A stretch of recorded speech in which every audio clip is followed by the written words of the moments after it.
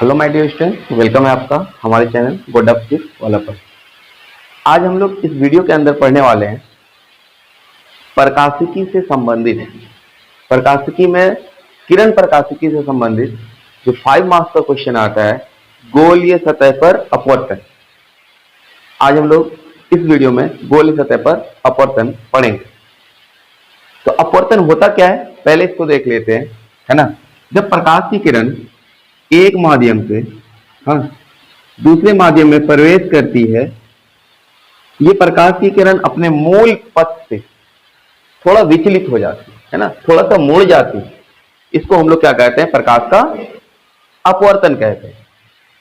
अब प्रकाश की अपवर्तन की घटना में कुछ इंपॉर्टेंट चीज होता है जिसको हमको जानना जरूरी होता है ना।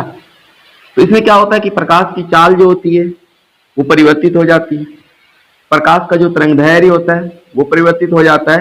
परंतु यहाँ पे जो सबसे इंपॉर्टेंट चीज है वो आवृत्ति क्या होती है, वो अपरिवर्तित रहती है। ये सबसे ज्यादा ऑब्जेक्टिव में क्वेश्चन जो पूछा जाता है कि प्रकाश की अपवर्तन की घटना में कौन सी राशि परिवर्तित नहीं होती है, वो नाम है आवृत्ति।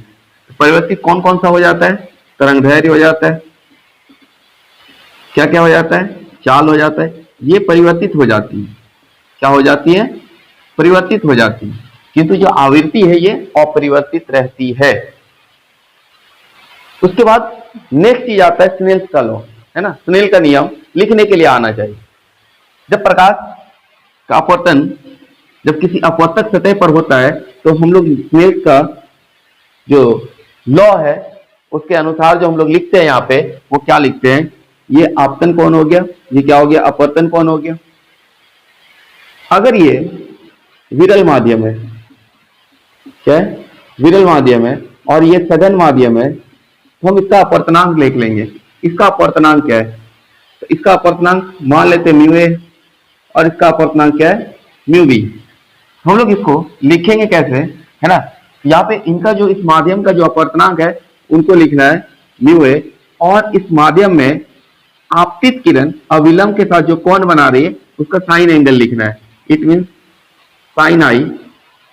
फिर सघन माध्यम का जो अपवर्तनांक है वो क्या है, म्यू बी, और इस माध्यम में, है ना, अपवर्तित किरण अविलंब के साथ जो कोण बना रही अर्थात इसका हमको क्या लिखना है, साइन आर लिखना है।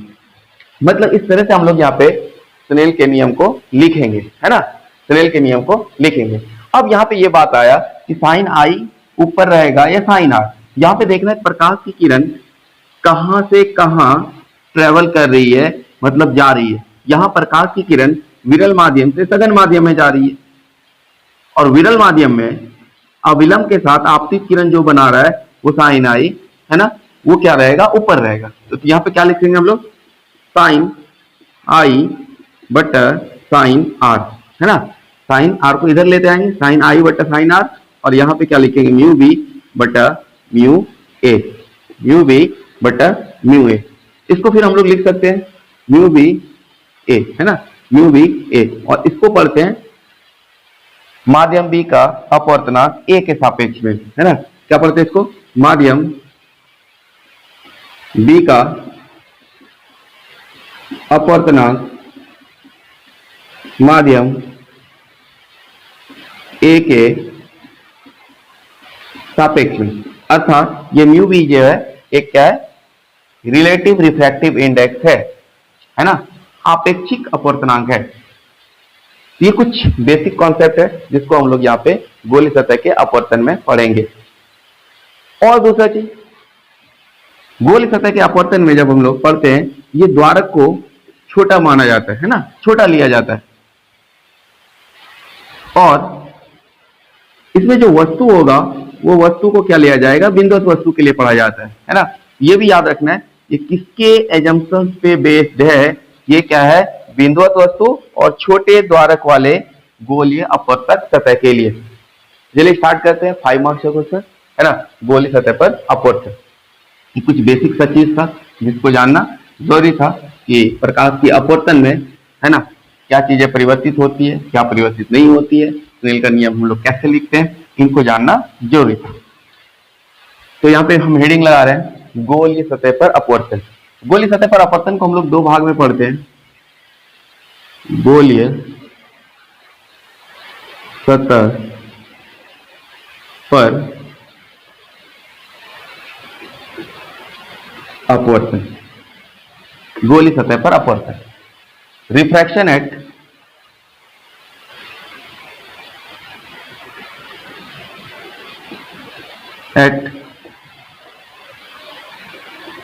स्फेरिकल सरफेस, गोलीय सतह पर अपवर्तन, रिफ्रैक्शन एट स्फेरिकल सरफेस। इसको दो भागों में पढ़ते हैं हम लोग, है ना। कितने भागों में पढ़ते हैं? दो भागों में। पहला भाग जो होता है वो विरल से सघन में अपवर्तन, विरल से सघन में अपवर्तन, अर्थात यहां पे बोल सकते हैं refraction from rare to denser, refraction from rare to denser. और ये क्वेश्चन आता है जैक में, कितने मार्क्स में? 5 मार्क्स। जैक बिहार है ना, ये बोर्ड एग्जाम में कितने मार्क्स में पूछे जाते हैं? 5 मार्क्स। अब जब विरल से सघन में अपवर्तन को पूछा जाता है, जो एग्जाम में जो क्वेश्चन पूछा जाता है वो किस प्रकार से लिख के देता है, ये भी सवाल है कि किस प्रकार से लिख के देता है। बोले गोलीय अपवर्तक सतह के लिए μ2/v minus μ1/u equal to μ2 minus μ1/r को प्रूफ करें, है ना। बोले गोलीय अपवर्तक सतह के लिए ये जो फॉर्मूला है, ये जो व्यंजक है, इसको प्राप्त करें। अब ये क्वेश्चन पूछेगा, जब हम लोग इसका चित्र जब बनाएंगे, है ना, फिगर जब बनाएंगे, तो ये हेडिंग पता होना चाहिए, है ना। ये तो क्वेश्चन पूछा, जब हम लोग इसका फिगर बनाएंगे तो हमको ये पता होना चाहिए कि ये जो सूत्र है वो किसके लिए है ना, ये किसके लिए, विरल से सघन में अपवर्तन के लिए है या सघन से विरल में अपवर्तन के लिए। ये चीज क्लियर है कि ये हेडिंग पता होना चाहिए इस सूत्र को स्थापित करने के लिए, इस सूत्र को प्रूफ करने के लिए, है ना। ये किसके लिए है? ये विरल से सघन में अपवर्तन के लिए है। ये इस तरह के क्वेश्चन एग्जाम में पूछते हैं, है ना। चलिए यहाँ पे सबसे पहले क्या करेंगे, हम लोग फिगर ड्रॉ करेंगे, है ना। एक गोलीय अपवर्तक सतह लेंगे। अब यहाँ पे सवाल ये आया कि गोलीय अपवर्तक सतह दो होता है, एक उत्तल और अवतल। अब किसको उत्तल बोलेंगे, हाँ, और किसको अवतल बोलेंगे, ये सवाल आया। उत्तल कौन होगा, अवतल कौन होगा, है ना। उत्तल अपवर्तक सतह और उत्तल अपवर्तक सतह और अवतल अपवर्तक सतह, ये दो सतह। तो उत्तल अपवर्तक सतह किसको बोलेंगे? अगर इस गोलीय सतह का जो उठा हुआ भाग है, अगर वो विरल माध्यम की तरफ है, किधर है, विरल माध्यम की तरफ है, ये उठा हुआ भाग जो गोलीय सतह का वो विरल माध्यम की तरफ है, उसको हम लोग क्या कहेंगे, उत्तल अपवर्तक सतह। अगर इस गोलीय सतह का जो धंसा हुआ भाग है वो अगर विरल माध्यम की तरफ है, तो इस सतह को हम लोग क्या कहेंगे, अवतल अपवर्तक सतह। यहां पे हम उत्तल अपवर्तक सतह ले रहे हैं, है ना। यहां पे हम क्या ले रहे हैं, उत्तल अपवर्तक सतह ले रहे हैं। उत्तल अपवर्तक सतह के लिए हम लोग इसको विरल से सघन में अपवर्तन को पढ़ेंगे, है ना। चलिए यहाँ पे वस्तु को कहां रखना है, हमको विरल माध्यम में, क्योंकि विरल से सघन में अपवर्तन है, तो वस्तु को हमको कहां रखना है, विरल माध्यम। ये मान लेते हैं कि हमारा क्या है, सघन माध्यम, और ये मेरा क्या है, विरल माध्यम। विरल माध्यम के अपवर्तनांक को हम लोग μ1 ले लेंगे और सघन माध्यम के अपवर्तनांक को हमको क्या ले लेना है, μ2 ले लेना है। तो हमने अभी जस्ट बताया कि गोलीय सतह पर अपवर्तक जो पढ़ा जाता है वो बिंदुवत वस्तु के लिए पढ़ा जाता है और छोटे द्वारक वाले गोलीय अपवर्तक सतह के लिए पढ़ा जाता है। यहाँ पे हमको वस्तु कहाँ लेना है, इस प्रिंसिपल एक्सिस पे लेना है, और कैसा लेना है, बिंदुवत लेना है। कैसा लेना है, बिंदुवत लेना है। और एक इंपॉर्टेंट नोट, गोलीय सतह पर, है ना, गोलीय सतह पर जब भी हम लोग नॉर्मल ड्रॉ करेंगे, अभिलंब ड्रॉ करेंगे, मतलब लंब खींचेंगे, वो रेखा हमेशा कहां से गुजरेगी? वक्रता केंद्र से गुजरेगी। इस चीज को जानना जरूरी होता है। गोल सतह पर जब भी लंब खींचा जाता है, अभिलंब खींचा जाता है, जिसको नॉर्मल बोलते हैं, वो कहां से गुजरता है? उस गोली सतह के वक्रता केंद्र से गुजरता है ना। इस चीज को जानना होता है। चलिए यहाँ पे इसको मिटाते हैं। इसके बाद यहाँ पे हम लोग इसको पूरा करेंगे गोली सतह पर अपवर्त। अब ये वस्तु को कहां पे रखा हुआ है? प्रिंसिपल एक्सिस पे रखा है। ये बिंदु ध्रुव कहलाता है इस गोली सतह का, है ना। एक किरणें यहां से चल के, है ना, ओ से चल के ए बिंदु पर आपतित होती है। गोली सतह के किस बिंदु पर आपतित होती है? ए सतह से। अब सबसे पहले यहाँ पे हमको क्या करना है? एक अभिलंब खींच लेना है। अभी जस्ट बताया कि अभिलंब कहां से गुजरेगा? वक्रता केंद्र से होकर के गुजरेगा, है ना। जब अभिलंब खींचेंगे, ये कहां पे जाकर पड़ेगी? वक्रता केंद्र पर पड़ेगी। जब विरल से सघन में जा रहा है तो प्रकाश की किरणें किधर मुड़ेगी? वो अभिलंब की ओर मुड़ेगी। तो कुछ इस प्रकार से ये किरणें अभिलंब की ओर मुड़ेगी, और एक किरणें जो सीधे गुजर रही है ना, जो सीधे गुजर रही है, अब ये दोनों किरणें इस बिंदु पर आकर मिलती है, और यहाँ पे क्या होगा? एक वास्तविक प्रतिबिंब, और कैसा? बिंदुवत वास्तविक प्रतिबिंब प्राप्त होगा आई पर। अब यहाँ पे क्या करना है? हमको कोण लेना है ना। ये जो किरणें निकल रही है इस प्रधान अक्ष के साथ, है ना, इस प्रिंसिपल एक्सिस के साथ क्या कोण बना रहा है? हम इसको क्या ले लेंगे? अल्फा। और ये प्रतिबिंब क्या कोण बना रहा है? इसको हमको ले लेना है बीटा। और ये वक्रता केंद्र क्या कोण बना रहा है? इसको कोण ले लेना गामा। ये आपतित किरण अभिलंब के साथ जो कोण बनाता है उसको हम लोग क्या कहते हैं? आपतन कोण। परावर्तित किरण जो अभिलंब के साथ बनाता है उसको हम लोग क्या कहते हैं? अपवर्तन कोण, है ना। ये कोण कितना हो जाएगा? इस कोण को हम लोग आगे लेंगे। तो सबसे पहले थोड़ा सा इस फिगर के बारे में लिख लेते हैं, उसके बाद यहाँ पे हम आगे बढ़ेंगे, है ना। माना एक उत्तल अपवर्तक सतह है ना, जो दो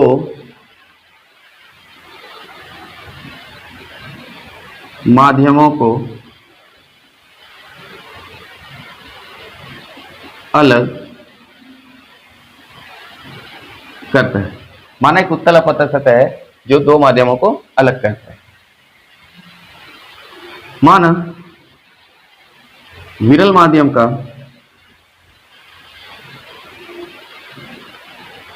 अपवर्तनांक, विरल माध्यम का अपवर्तनांक μ1 तथा माना विरल माध्यम का अपवर्तनांक μ1 तथा सघन माध्यम का अपवर्तनांक क्या है? μ2 है। क्या? μ2। इसके बाद क्या लिख लेना है? माना एक दीप्त वस्तु, है ना। कैसा वस्तु? दीप्त, मतलब जिसका एक अपना प्रकाश हो। दीप्त वस्तु किसको कहते हैं? जिसका अपना एक प्रकाश। माना एक दीप्त वस्तु ओ, है ना, दीप्त वस्तु ए ओ, हाँ, प्रिंसिपल एक्सिस पर स्थित है ना। ठीक है, माना एक दीप्त वस्तु ओ प्रिंसिपल एक्सिस पर स्थित है, जिसका एक, है ना, माना एक दीप्त वस्तु, लेकिन यहाँ पे क्या लिख लेना है? एक बिंदुवत दीप्त वस्तु, है ना। एक बिंदुवत, यहाँ पे क्या लिख लेना है? हाँ, बिंदुवत, एक बिंदुवत, कैसा है? बिंदुवत दीप्त वस्तु, दीप्त वस्तु ओ, एक बिंदुवत दीप्त वस्तु ओ प्रिंसिपल एक्सिस पर स्थित है ना, जिसका एक बिंदुवत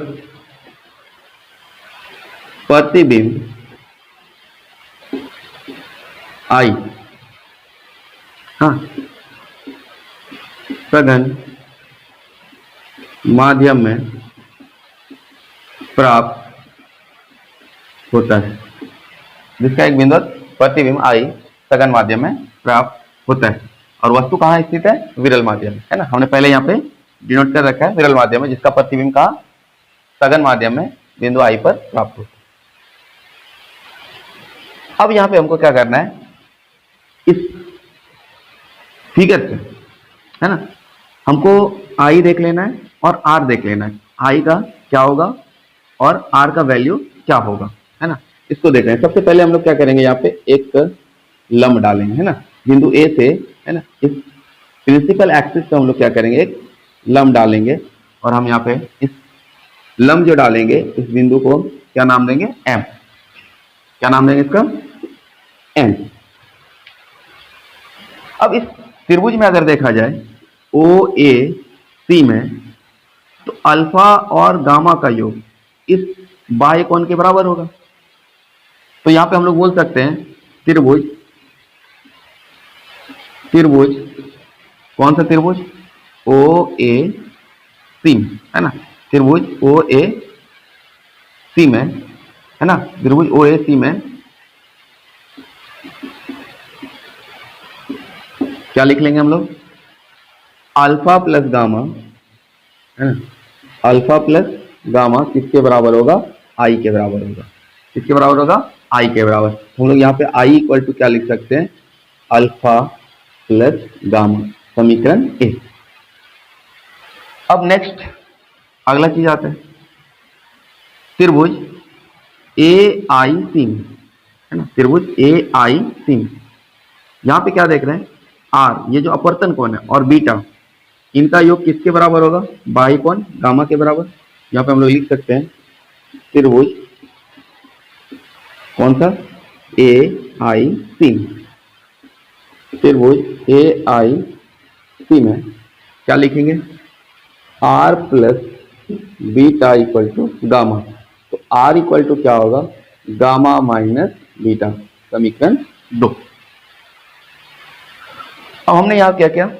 आपतन कोण, है ना, अल्फा बीटा, अल्फा और गामा के पदों में, और यहाँ पे अपवर्तन कोण गामा और बीटा के पदों में, जो कि अल्फा कोण, है ना, ये जो आपतित किरणें है वो इस प्रिंसिपल एक्सिस के साथ बना रही हैं, हाँ, और ये जो अपवर्तित किरणें है वो प्रिंसिपल एक्सिस का बीटा कोण बना रही है।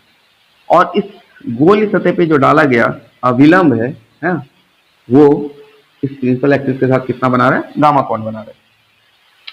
अब यहाँ पे हम लोग आगे क्या लिखेंगे? ये त्रिभुज जो दिख रहा है मेरा ओ ए एम, है ना, समकोण त्रिभुज है ओ ए एम। अगर इस त्रिभुज का हम, हाँ, त्रिभुज किसमें? त्रिभुज ओ ए एम है।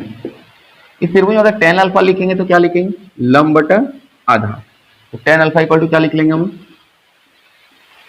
लंब बटा आधा, ए एम बटा ओ एम, ए एम बटा ओ एम। नेक्स्ट त्रिभुज ए आई एम में, है ना, त्रिभुज ए आई एम में क्या लिखेंगे?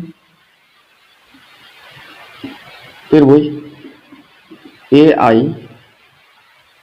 त्रिभुज ए आई एम में क्या लिखेंगे?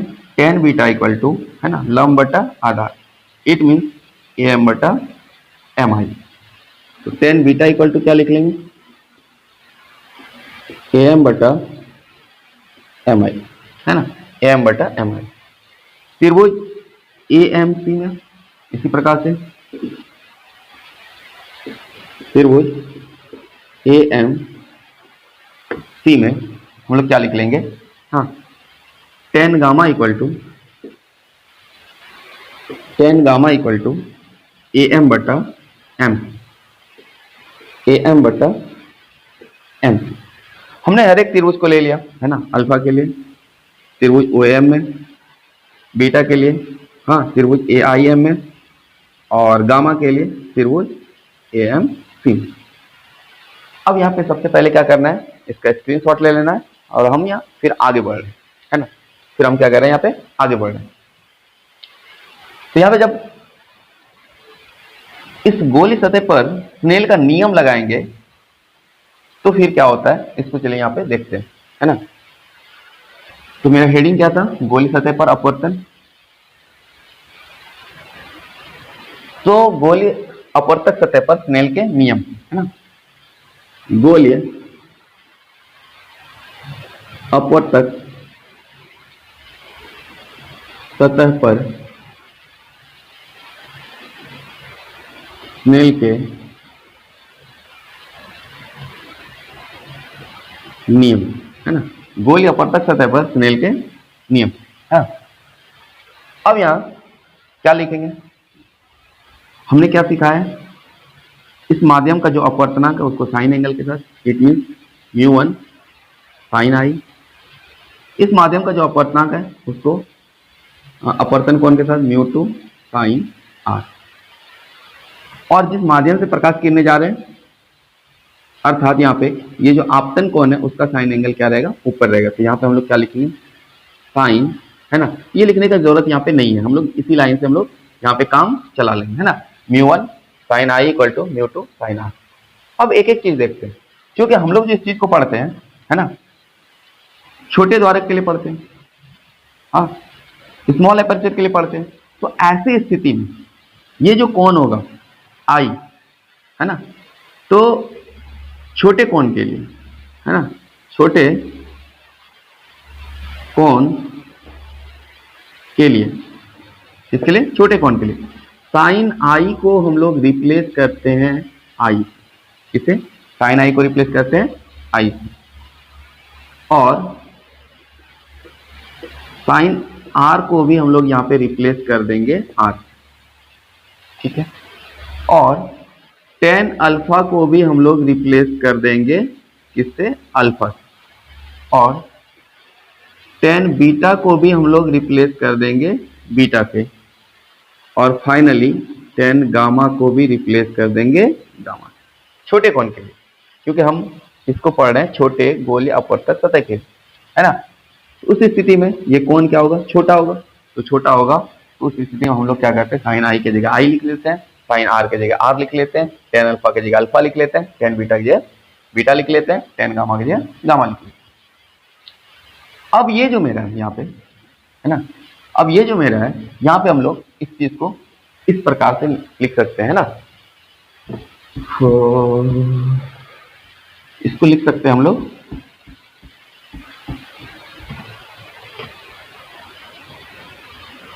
μ1 आई इक्वल टू μ2 आर, क्योंकि साइन आई की जगह हम लोग आई लिखा।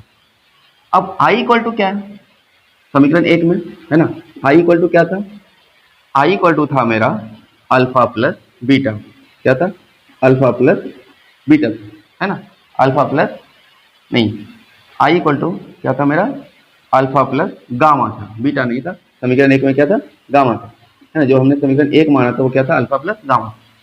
तो यहाँ पे μ1 आई के जगह क्या लिखेंगे, अल्फा प्लस गामा, क्या लिखना है, alpha plus gamma equal to μ2 sine, हाँ, आर के जगह हमको क्या लिखना है, गामा माइनस बीटा, क्या लिखना है, गामा माइनस बीटा। इस प्रकार से हमने लिख लिया। अब यहाँ पे जो टेन बीटा है, ये जो टेन बीटा है ना, टेन अल्फा है और ये टेन गामा है। छोटे कोण के लिए टेन अल्फा के लिए क्या लिख सकते हैं, अल्फा। तो अर्थात यहाँ पे टेन अल्फा, है ना, ये टेन अल्फा, इसको हम लोग क्या लिखेंगे, छोटे कोण के लिए अल्फा, और अल्फा इक्वल टू क्या लिख लेंगे, AM बटा OM। फिर इसी प्रकार से टेन बीटा के लिए हम लोग क्या लिख लेंगे, बीटा लिख लेंगे, और बीटा बराबर क्या होगा, AM बटा MI। इसी प्रकार से टेन गामा की जगह हम लोग क्या लिख लेंगे, गामा, है ना, टेन गामा की जगह क्या लिख लेंगे, क्योंकि छोटे कोण के लिए बात कर रहे हैं, AM बटा MC। अब यहाँ पे सबका क्या करना है, मान को रख देना। तो μ1 अल्फा के लिए क्या लिखना है, AM बटा OM, ठीक है। फिर गामा के लिए क्या लिखना है, AM बटा MC। फिर μ2 गामा के लिए क्या लिखना है, AM बटा एम सी, फिर माइनस बीटा की जगह क्या लिखना है, ए एम बटा एम आई। इस प्रकार से यहाँ पे हमको अल्फा बीटा का गामा का मान जो है, अल्फा बीटा गामा का मान यहाँ पे रख देना है ना, रख देना है। अब यहाँ क्या देख रहे हैं, ए एम क्या आ रहा है, कॉमन आ रहा है, क्या आ रहा है, कॉमन आ रहा है। तो म्यू वन ए एम, यहाँ क्या बचा, 1 बटा ओ एम प्लस 1 बटा एम सी, और यहाँ क्या बचा मेरा, म्यू टू। फिर यहाँ पे भी ए एम कॉमन आ रहा है, हम लोग ए एम को क्या कर लेंगे, कॉमन लेंगे, क्या बचेगा, 1 बटा एम सी माइनस 1 बटा एम आई। तो एम क्या हो जाएगा, कैंसिल हो जाएगा, एम क्या हो जाएगा, कैंसिल हो जाएगा। अब यहाँ पे हम लोग आगे बढ़ते हैं, है ना। अब यहाँ पे जो भी दिख रहा है ओ एम सी एम आई, इसको हम लोग क्या लिखेंगे, कुछ इस प्रकार से लिखेंगे कि सारे दूरियां, है ना, सारी दूरियां जो दिख रहा है, सारा जो डिस्टेंस दिख रहा है वो कहाँ से हो जाए, वो ध्रुव से हो जाए। जैसे ओ एम है ना, ओ एम, तो छोटे द्वारक के लिए ओ एम की जगह हम लोग क्या रिप्लेस कर सकते हैं, ओपी, है ना। जब ये छोटा हो तो उस स्थिति में ये एम क्या होगा, इस ध्रुव के बहुत बहुत करीब होगा, उस स्थिति में हम लोग क्या करेंगे, ओ, है ना, ओ एम के जगह क्या लिख सकते हैं, ओपी लिख सकते हैं। तो यहाँ पे क्या है, म्यू वन, तो ओ एम के जगह क्या लिख लेना है हमको, ओपी लिख लेना है, क्या लिख लेना है, ओपी लिख लेना है। ठीक इसी प्रकार एमसी है, एमसी की जगह हमको क्या लिख लेना है, मतलब हर एक पद को यहाँ जो दिख रहा है उसको इस प्रकार से लिखना है, वो सारी बातें कहाँ से हो, इस गोल या अपवर्तक सतह के ध्रुव से हो, है ना, सारी बातें कहाँ से हो, इस गोल या अपवर्तक सतह के ध्रुव से हो, है ना। तो एमसी ये दूरी है, तो छोटे द्वारक के लिए एम क्या होगा, बहुत बहुत पास होगा ध्रुव का, तो हम लोग यहाँ पे एमसी की जगह क्या लिख लेंगे, 1 बटा पीसी। फिर इसी प्रकार से म्यू टू, है ना, 1 बटा एमसी की जगह क्या लिख लेंगे हम लोग, पीसी लिख लेंगे, और फिर माइनस एम आई। अब बाकी आया एम आई, तो एम आई को हम लोग क्या लिख सकते हैं, पी आई लिख लेंगे।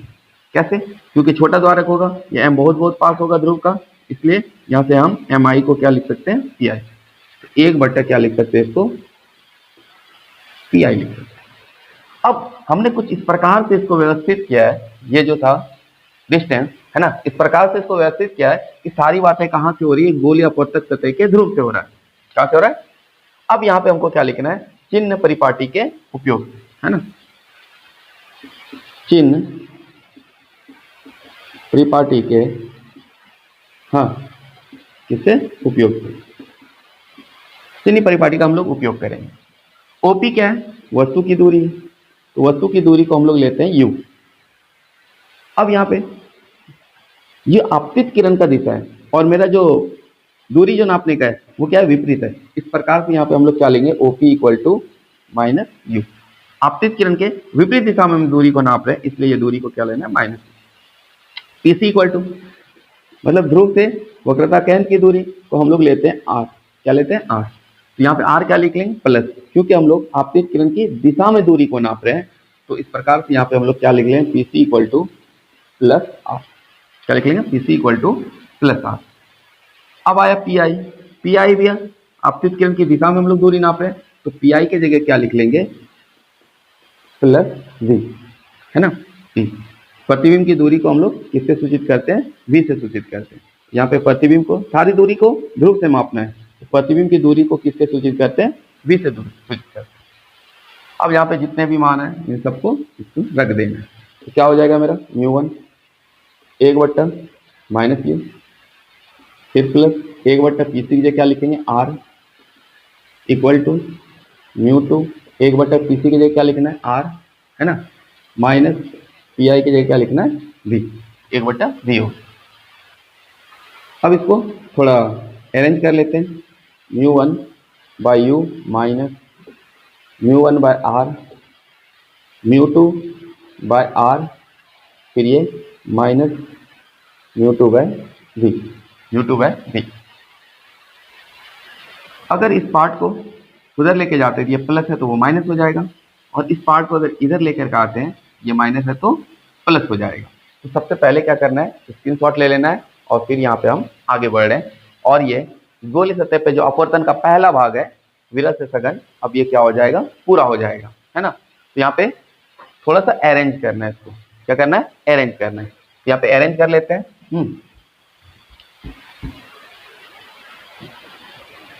क्या हो जाएगा, इस आर वाले भाग को उस साइड लेकर के जाना है और इसको इधर लाना है। तो माइनस μ1 बाय यू प्लस ये माइनस इधर आके क्या हो जाएगा प्लस, है ना, μ2 बाय डी। अब ये μ2 बाय आर है, क्या है, आर है, और ये वाला उस साइड जाके माइनस हो जाएगा, तो क्या हो जाएगा μ1 बाय आर, है ना। तो इसको हम लोग लिख सकते हैं आर एलसीएम लेके μ2 माइनस μ1, है ना, क्या लिख सकते हैं, μ2 माइनस μ1, और इस चीज को थोड़ा सा व्यवस्थित करके μ2 बाय भी माइनस μ1 बाय यू लिख सकते हैं। इस प्रकार से ये जो हमसे बोला जा रहा था, ये सूत्र को स्थापित करें, है ना। क्वेश्चन में जो बोला जा रहा था, क्या बोला जाता है, गोलीय सतह पर अपवर्तन। हमको दो बात रख के याद जाना होता है, ये जो सूत्र है किन के लिए स्थापित हुआ, विरल से सघन के लिए, है ना, विरल से सघन के लिए। तो हेडिंग भी याद रखना है, विरल से सघन का अपवर्तन, हाँ, विरल से सघन में अपवर्तन, और ये सूत्र भी याद रखना है कि विरल से सघन में अपवर्तन का सूत्र क्या होगा। इस प्रकार से हम एग्जाम में क्वेश्चन को सॉल्व कर पाएंगे, है ना। मिलते फिर नेक्स्ट वीडियो में। Okay, bye.